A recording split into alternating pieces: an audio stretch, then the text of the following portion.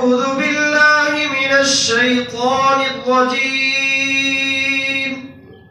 بسم الله الرحمن الرحيم.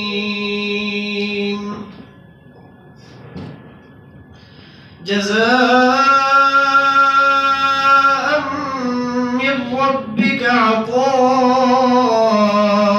حسابا. رب السماوات والأرض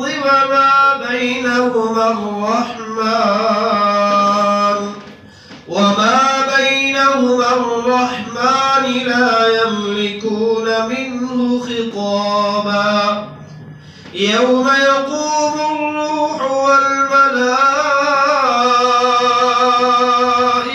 صفا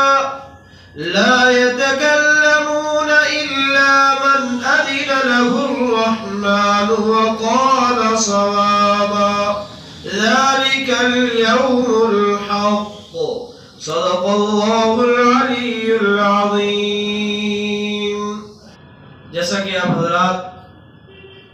جانتے ہی ہیں اور یاد بھی ہوگا کہ ہم سورۃ النبا کی تفسیر سنتے اور سناتے آ رہے ہیں، جس میں چلتے چلتے یہاں تک پہنچ چکے تھے کہ اللہ تعالی نے اپنے اصول کے مطابق جہاں منکرین قیامت یعنی کفار کا تذکرہ فرمایا، ان کے ٹھکانے کا تذکرہ فرمایا، ان کی بدعمالیوں کی وجہ سے جہنم میں ہونے والی سزا اور تکلیف کو ذکر فرمایا، وہیں ساتھ میں اللہ تبارک و تعالی نے متقی و پرہیزگار نیک و صالح لوگوں کی ان کے اعمال کو بیان فرمایا، ان کے کردار کو بیان فرمایا، ان کے افعال کو بیان فرمایا، ان کے ٹھکانے کو بیان فرمایا اور اس کے اندر ملنے والی آسائش اور آرائش کو بیان فرمایا. تو اللہ تعالیٰ نے فرمایا کہ یقیناً متقی لوگوں کے لیے بہترین اور کامیابی والا ٹھکانہ ہے جنت کی صورت میں. اور جنت ایسی چیز ہے کہ جس کے اندر انسان کو مختلف آسائش اور آرائش ملے گی، مختلف راحت کی چیزیں فراہم کی جائیں گی، جس میں بطور خاص چند چیزوں کو بیان فرمایا کہ وہاں باغات ملیں گے، مختلف طریقے کے باغات انسان کے لیے وہاں لگے ہوں گے. یہ باغ کس طریقے سے لگتا ہے؟ اس باغ کے تعلق سے حدیث مبارک میں آتا ہے کہ جو شخص ایک بار سبحان اللہ کہتا ہے تو اللہ تعالیٰ جنت میں اس کے لیے باغ لگا دیتا. اسی طریقے سے آگے اللہ تعالیٰ نے بیان فرمایا کہ جیسے انسان اس زندگی کے اندر جوڑے جوڑے ہو کر یعنی میاں بیوی کی صورت میں راحت محسوس کرتا ہے، آسانی محسوس کرتا ہے، آرائش اور آسائش محسوس کرتا ہے، اسی طریقے سے اللہ تبارک و تعالی اس دنیاوی بیوی سے بہترین بیویاں اور 70 بیویاں حوروں کی صورت میں عطا فرمائیں گے، جو نہایت ہی حسین و جمیل ہوں گی، خوبصورت ہوں گی، جن کی خوبصورتی کے تعلق سے فرمایا کہ وہ اتنی خوبصورتی ہیں کہ ان کی خوبصورتی کے آگے یہ سورج اور چاند بھی شرما جائے، اور ان کے تھوک کی اتنی مٹھاس ہے کہ اگر وہ اس کھارے سمندر کے اندر تھوک دے تو سارا کا سارا سمندر ہی میٹھا ہو جائے. اندازہ لگائیے کہ کس طریقے سے اللہ تبارک و تعالیٰ کی طرف سے جنت میں متقی اور پرہیزگار لوگوں کو بدلہ عنایت ہو رہا ہے، بدلہ مل رہا ہے. کس چیز کا؟ تقوی و طہارت اختیار کرنے کا، پاکیزگی اختیار کرنے کا، اپنی مرضی اور منشا کو اور اپنی خواہشات نفس کو اللہ کے راستے میں اور اللہ کے حکموں پر قربان کرنے کی وجہ سے یہ سب چیزیں اس کو مل رہی. اسی طریقے سے آگے اللہ تعالیٰ نے فرمایا کہ جب انسان وہاں پیاسا ہوگا، جنت میں پیاس محسوس کرے گا تو اللہ تبارک و تعالی لبالب بھرا ہوا جام اسے پلائے گا، جو کہ شراباً طہورا کی صورت میں ہوگا، بہترین پاکیزہ اور مقدس شراب وہاں پلائی جائے گی. اسی طریقے سے جو اس کے من میں آئے گا، جو اس کے جی میں آئے گا کہ مجھے یہ کھانا چاہیے تھا، وہ زبان سے الفاظ کو نکالے گا نہیں، وہ کسی سے درخواست نہیں کرے گا، وہ کسی سے کہے گا نہیں، صرف اپنے دل میں خیال لائے گا کہ مجھے ابھی سیب کی ضرورت تھی، کیلے کی ضرورت تھی، دل چاہ رہا ہے کہ میں کسی طرح کا بھی کھانا کھاؤں۔ جو اس کے ذہن میں آئے گا، جو اس کے دل و دماغ میں آئے گا، اللہ اس سے قبل اس کے پاس پہنچا دے گا۔ یہ بدلہ کس چیز کی وجہ سے ہے؟ یہ اس وجہ سے ہے کہ اس انسان نے اپنی خواہشات نفس کو اللہ کے حکموں کے اوپر قربان کیا ہے۔ اس دنیاوی زندگی میں، اس عارضی زندگی کے اندر اللہ کے حکموں کے مطابق اس نے اپنی زندگی کو گزارا ہے۔ اس وجہ سے یہ انعام اور یہ اکرام اللہ تبارک و تعالی کی طرف سے جنت میں اس کا ہو رہا۔ اور پھر آگے جنت کی ایک صفت بیان فرمائی کہ جنت ایسی ہے لا یسمعون فیہا لغوا ولا کذابا، کہ جو جنتی ہوگا وہ وہاں کسی طرح کا لغو و لعب اور بیکار اور فضول گوئی، فضول گفتگو وہاں نہیں سنے گا، وہاں کسی طرح کے جھوٹے قصے من گڑت کہانیاں نہیں سنے گا، وہاں افسانے اور کہانیاں نہیں سنے گا، وہاں تو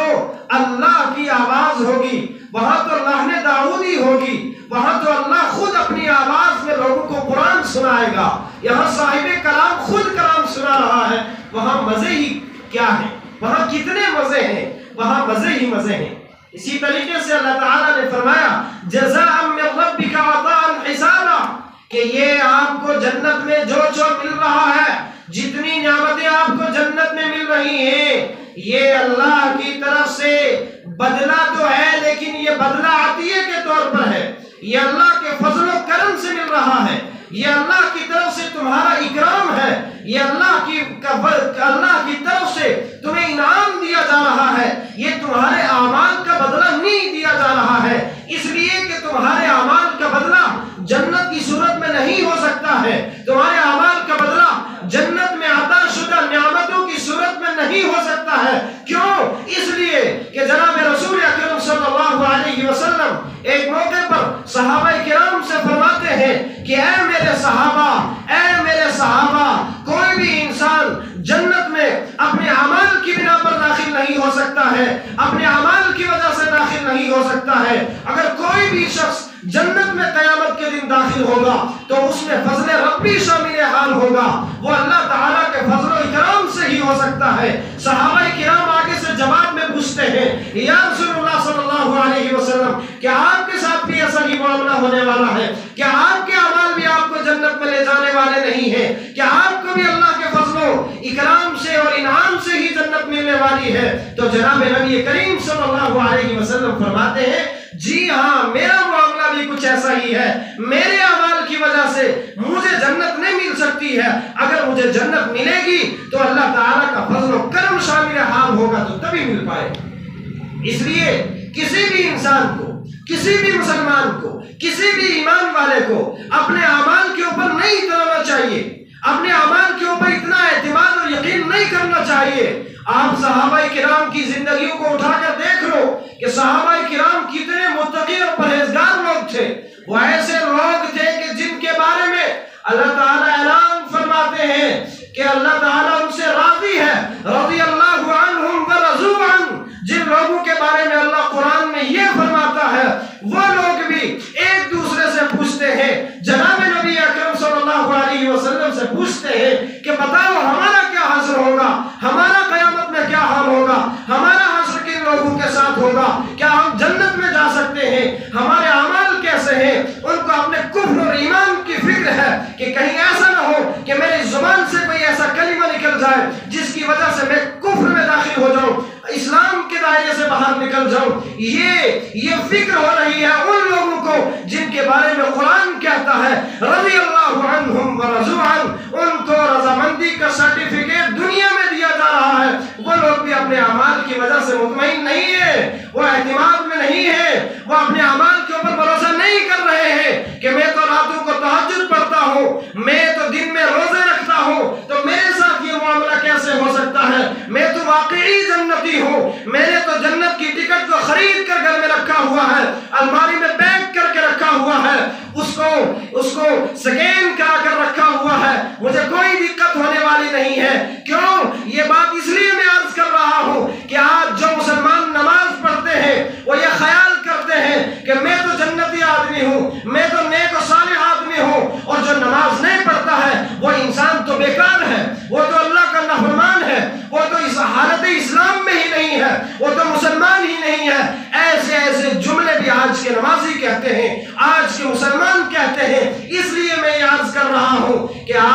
اپنی عبادات پر رکھیے مت، اترائیے مت، اعتماد مت کریے، یہ یقین مت کریے، یہ بھروسہ مت رکھیے کہ آپ کی نماز آپ کو جنت دلا سکتی ہے۔ نہیں نہیں، آپ کی نماز آپ کو جنت اس وقت تک نہیں دلا سکتی جب تک تم غیبت سے باز نہ آ جاؤ، جب تک تم چغلی سے باز نہ آ جاؤ، جب تک تم چوری سے باز نہ آ جاؤ، جب تک تم زنا سے باز نہ آ جاؤ، جب تک تم ڈکیتی سے باز نہ آ جاؤ، تب تک تمہارے اعمال تمہارے کام آنے والے نہیں ہیں، تب تک تمہارے اعمال تمہیں نجات دلانے والے نہیں ہیں، تب تک تمہارے اعمال تمہیں جنت میں لے جانے والے نہیں ہیں۔ آپ اپنی اس سرٹیفکیٹ کو خود ساختہ بنا کر اپنے گھر میں مت رکھیے گا، اپنے ذہن میں یہ بات مت لائیے کہ ہم تو جنتی ہو گئے، ہم کو اللہ نے قبول فرما لیا، اللہ نے ہمیں نماز کی توفیق دی تو مطلب یہ کہ ہم جنتی ہو گئے۔ نہیں، ایسا کچھ نہیں ہے میرے مسلمان بھائیوں۔ صحابہ کرام کی زندگی کو اٹھا کر دیکھو، جناب نبی اکرم صلی اللہ علیہ وسلم کی سیرت کا مطالعہ کرو، قرآن کا مطالعہ کرو، احادیث رسول کا مطالعہ کرو تو تمہیں صاف سمجھ میں آئے گا، صاف سمجھ میں آئے گا کہ رات کو صحابہ کرام جب سوتے تھے تو یہ خیال کرتے تھے کہ میں نے دن میں کوئی ایسا کام تو نہیں کر دیا کہ جس کی وجہ سے مجھے اللہ کی طرف سے پھٹکار ہو جائے، مجھے جہنم میں جانا پڑ جائے، میرے بارے میں کوئی اور فتویٰ صادر فرمایا جائے، کہیں کوئی ایسی حالت نہ ہو جائے۔ وہ لوگ اتنے اعمال کے پختہ تھے، اتنے عقائد کے پختہ تھے، پھر بھی وہ اپنے اوپر شک کیا کرتے تھے، پھر بھی وہ اپنے بارے میں فکر مند رہتے تھے، پھر بھی وہ اپنے بارے میں سوچتے رہتے تھے۔ لیکن آج ہم تو صرف نماز پڑھ لیتے ہیں اور لوگوں کی تو کلاس لگا دیتے ہیں فٹافٹ۔ جو نماز نہیں پڑھتا اس کو کہتے ہیں اللہ اس کو توفیق ہی نہیں دیتا۔ کیوں نہیں دیتا؟ اس لیے کہ اللہ اسے چاہتا ہی نہیں، اللہ اس سے راضی نہیں ہے، اللہ اس سے خوش نہیں ہے، اللہ اس سے محبت نہیں کرتا۔ یہ لوگوں کے خیالات کا میں اظہار کر رہا ہوں، اس لیے مسلمان بھائیوں ضرورت اس بات کی ہے کہ ان باطل خیالات کو اپنے دلوں سے نکال پھینکو۔ اسی طریقے سے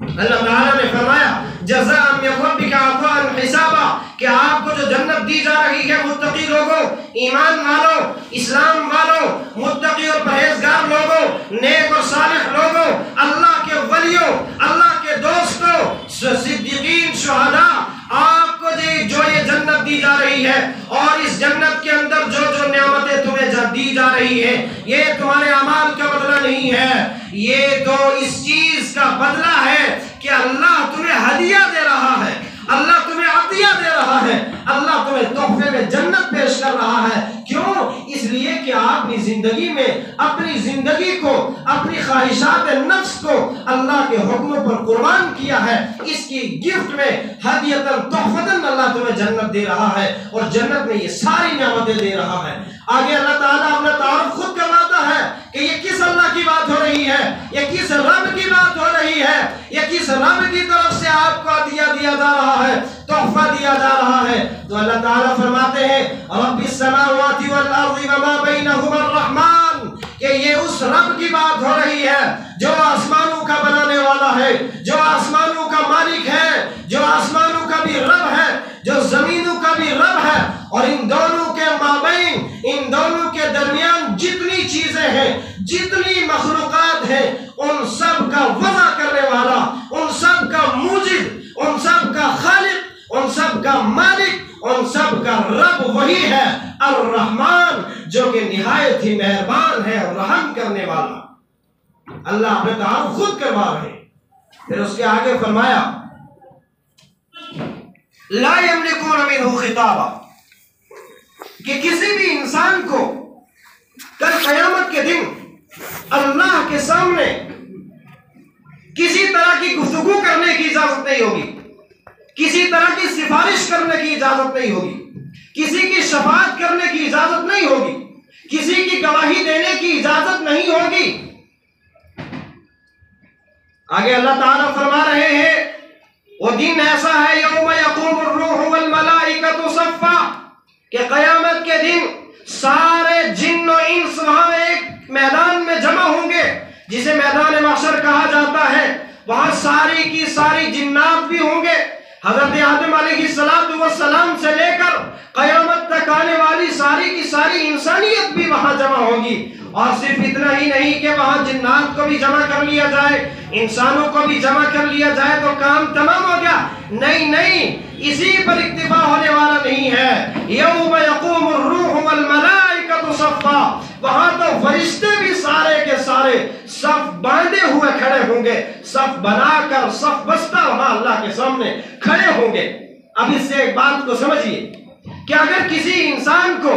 وہاں نامہ اعمال دائیں ہاتھ میں تھمایا جائے گا، دائیں ہاتھ میں دیا جائے گا، تو اس کے تو مزے ہی مزے ہیں۔ وہ جنوں کو بھی دکھائے گا، وہ انسانوں کو بھی دکھائے گا، وہ فرشتوں کو بھی دکھائے گا، وہ سب کو دکھائے گا کہ دیکھو میں نے اللہ کی مرضی کے مطابق اور اللہ کے حکموں کے مطابق اور تعلیمات رسول صلی اللہ علیہ وسلم کے مطابق اپنی اس عارضی اور مختصر سی زندگی اور اس ایگزامینیشن ہال میں پیپر دیا ہے۔ اب اس کا نتیجہ آج دیکھیے میرے ہاتھ میں موجود ہے، سارے کے سارے میرا مارکس کارڈ دیکھ لو، سارے کے سارے میرا نتیجہ دیکھ لو، میں نے کیسا امتحان دیا ہے، اس کا ریزلٹ کیا ہے، اس کا نتیجہ کیا ہے، آج وہ سب کو دکھاتا پھرے گا۔ اللہ معاف فرمائے، اللہ حفاظت فرمائے۔ اس کے مقابلے میں دوسرا وہ شخص ہے کہ جس کا نامہ اعمال بائیں ہاتھ میں تھمایا جا رہا ہے اور پیچھے سے تھمایا جا رہا ہے، تو اس کا ہاتھ پیچھے ہی رہ جائے گا،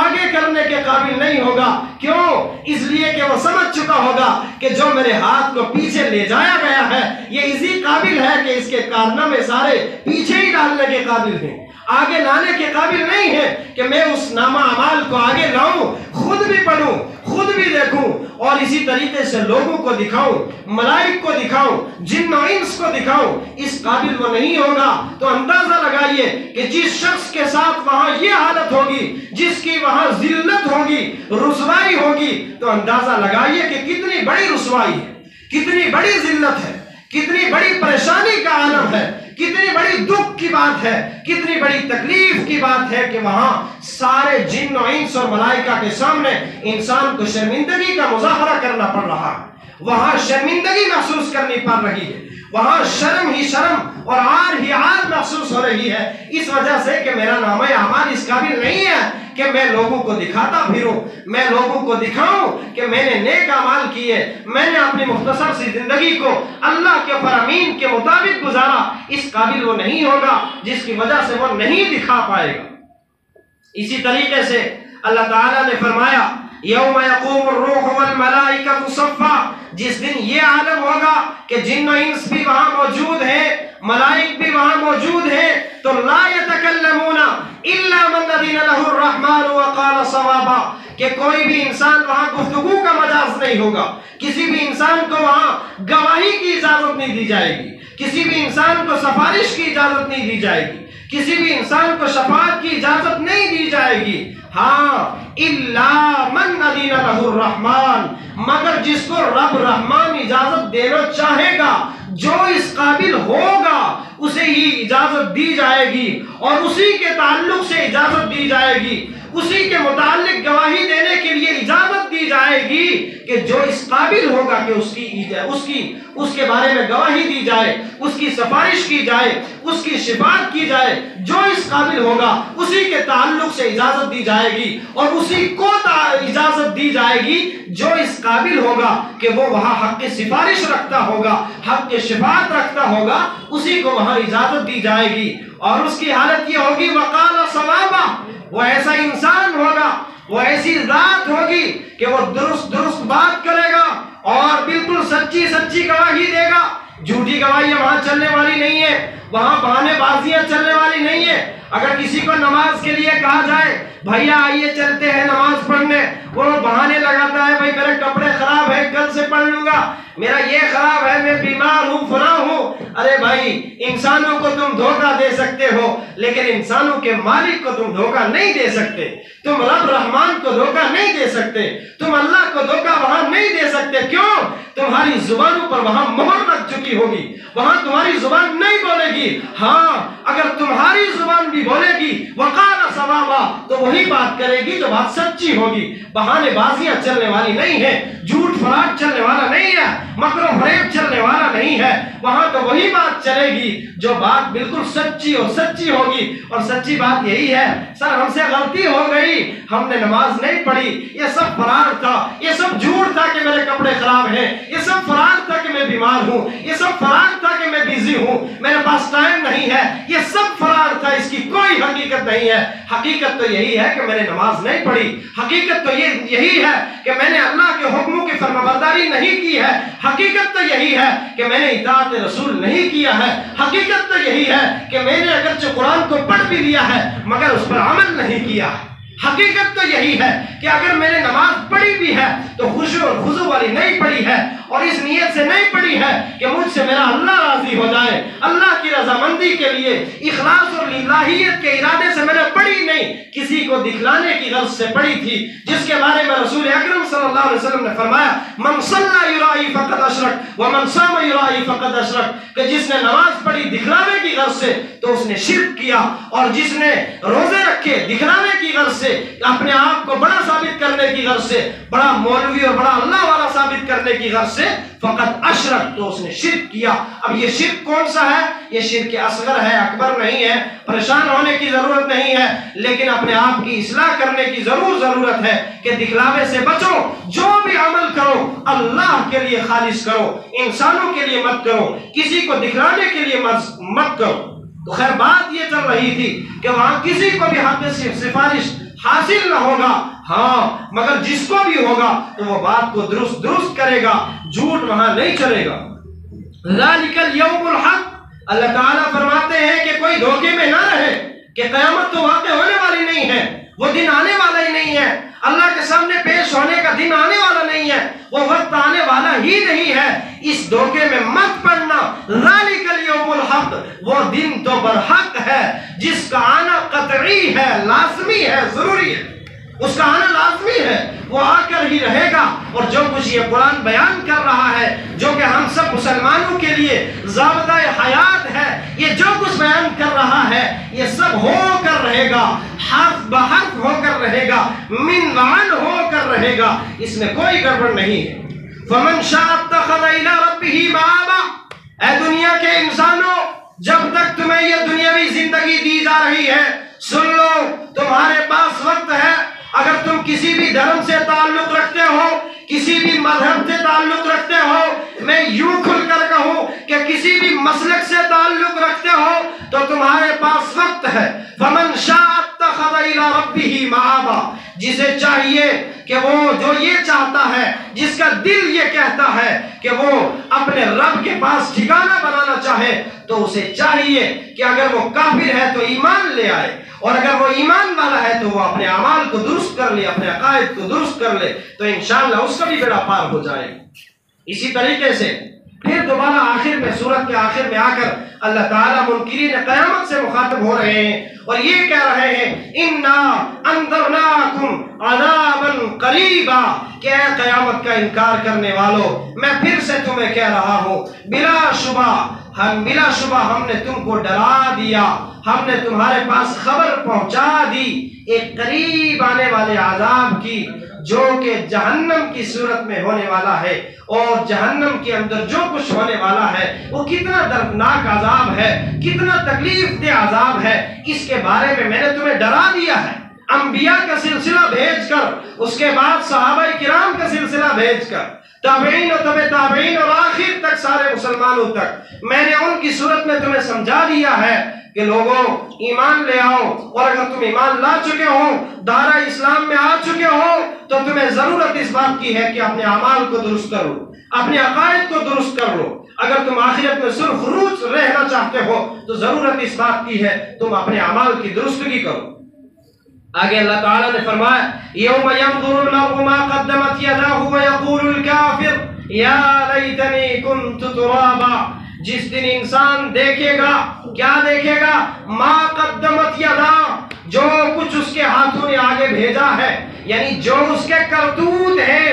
جو اس نے دنیا میں اعمال کر رکھے ہیں، جب قیامت کے دن نامہ اعمال اس کے ہاتھ میں تھمایا جائے گا اور اس کے اندر وہ پڑے گا، وہ کہے گا کہ اس کے اندر تو کسی بھی بات کو نہیں چھوڑا گیا ہے، ہر بات کو اس میں درج کر لیا گیا ہے، ہر بات کو اس میں لکھا گیا ہے، اس میں درج کر کے مجھے احساس دلایا گیا، مجھے بتلایا گیا کہ دنیا میں تو اس طریقے سے زندگی گزارتا تھا، اگر وہ نیک ہوگا تو نیکیاں ہی نیکیاں درج ہوں گی، اور اگر بیکار اور کافر یا کسی طرح کا انسان ہوگا فاسق و فاجر تو اس کے گناہ ہی گناہ اس فہرست میں بھرے ہوئے ہوں گے۔ وَيَقُولُ الْكَافِرُ، لیکن وہاں کافر کیا کہے گا؟ یعنی قیامت کا انکار کرنے والا، ظاہر ہے سارے کے سارے لوگ جتنے بھی کافر لوگ ہیں، غیر مسلم حضرات جتنے ہیں، وہ سارے کے سارے لوگ منکرین قیامت ہیں، قیامت کا انکار کرنے والے ہیں، تو وہ اس دن کیا کہیں گے؟ وَيَقُولُ الْكَافِرُ، کافر کہے گا یا لیتنی کنت ترابا، اے کاش آج میں مٹی ہو جاتا۔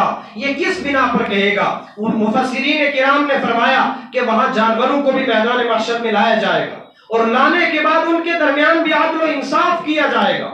حدیث مبارک میں آتا ہے کہ اگر ایک بے سینگ بکری نے، یعنی جس بکری کے سینگ نہیں تھے، اس بکری نے کسی سینگ والی بکری کو سینگ مارا، سینگ کے ذریعے اسے تکلیف دی، چوٹ لگائی، زخم لگائی، اسے مارا، تو قیامت کے دن اس بکری کو لایا جائے گا، دونوں بکریوں کو، اور آپس میں انصاف کیا جائے گا، اور جس بکری کے یہاں سینگ نہیں تھے اس بکری کو سینگ عطا کیے جائیں گے اور اس کو وہاں مروایا جائے گا۔ اور جب یہ سارا عدل و انصاف کا معاملہ ختم ہو جائے گا تو وہاں جانوروں کا چونکہ حساب و کتاب نہیں ہے، وہ غیر مکلف مخلوق ہے، وہ مکلف نہیں ہے، اس لیے ان کا حساب و کتاب نہیں ہوگا، تو ان کے ساتھ یہ معاملہ ہوگا کہ ان کا حساب، وہ ان کا آپس میں عدل و انصاف کرنے کے بعد ان کا معاملہ ختم کر دیا جائے گا اور ان کو خاک میں ملا دیا جائے گا، مٹی کر دیا جائے گا۔ تو جب یہ معاملہ ہو رہا ہوگا کافروں کے سامنے، وہ اپنی نظروں کے سامنے اس عمل کو دیکھ رہے ہوں گے،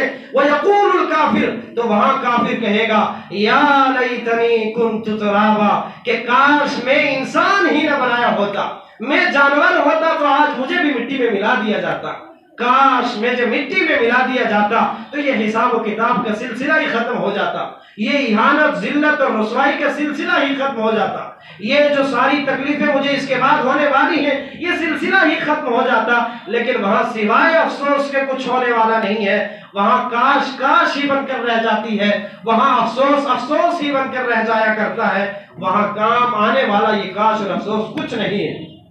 خیر، الحمدللہ ہم نے سورۃ النبأ کی تفسیر کو آج مکمل کر لیا ہے، آپ لوگوں کے تعاون سے آپ نے سنا، اللہ تعالیٰ آپ کو جزائے خیر بھی عطا فرمائے۔